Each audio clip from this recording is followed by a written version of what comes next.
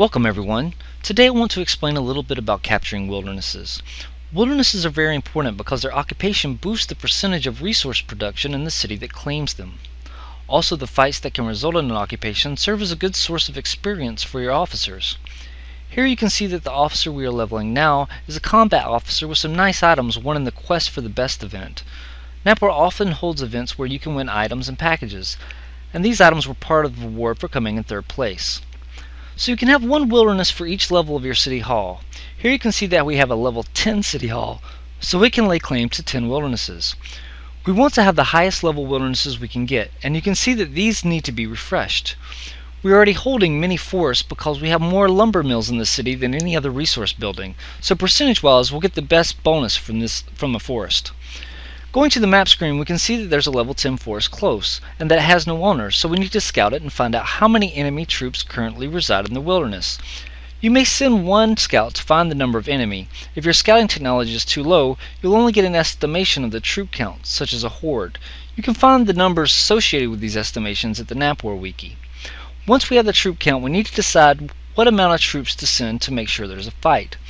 Fights for wildernesses use experience, items, and often items worth prestige and other great rewards.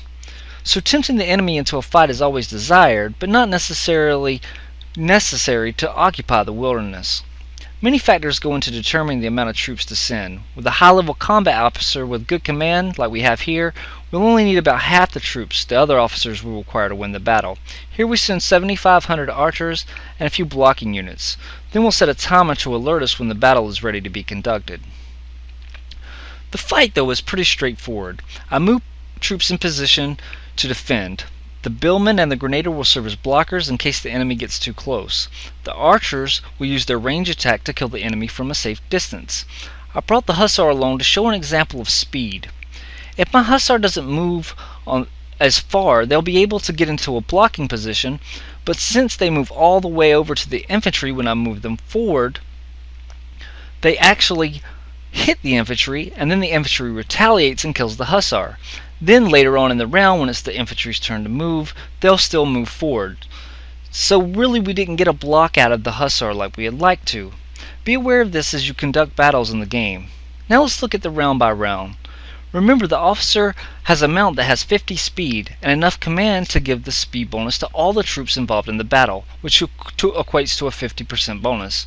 Notice that the grenader and the muskets were faster than the enemy billmen, so they moved first in the order of battle. Making your troops faster on the battlefield is a very important goal to constantly strive for throughout the game.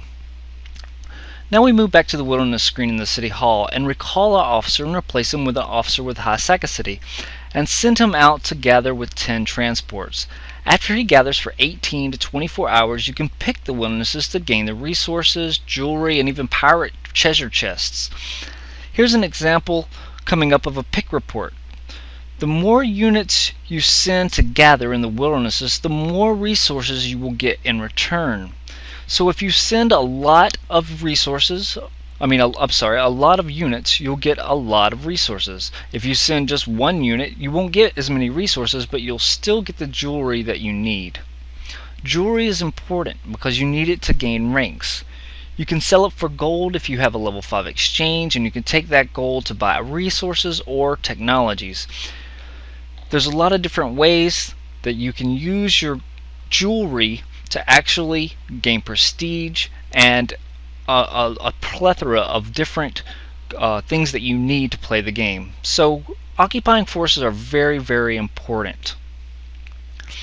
If you want to learn more about wildernesses and different strategies, you can always look up our fogofwarguide.com and get a copy of the strategy guide. This strategy guide, I've put in everything that I know about Napwar, and it will allow you to excel in the game and have a lot more fun. From the Gamers Academy, we thank you and enjoy.